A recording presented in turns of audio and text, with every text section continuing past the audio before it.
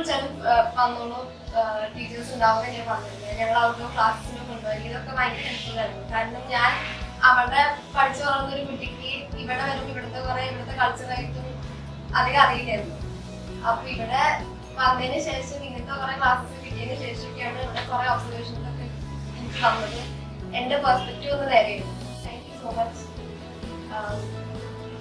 പിന്നെ ഇവിടെ എന്നെ പഠിപ്പിച്ച എല്ലാ ടീച്ചേഴ്സിനും, പിന്നെ അവസാനം ഡ്രോയിങ് ക്ലാസ്സസ് എസ്പെഷ്യലി കുറെ അനീസ് സാറിന്റെ ക്ലാസ്സസ്. കഴിഞ്ഞ പ്രാവശ്യം എക്സാം എഴുതിയപ്പോൾ ഡ്രോയിങ്ങാണ് ഏറ്റവും മാർക്ക് വന്നത്.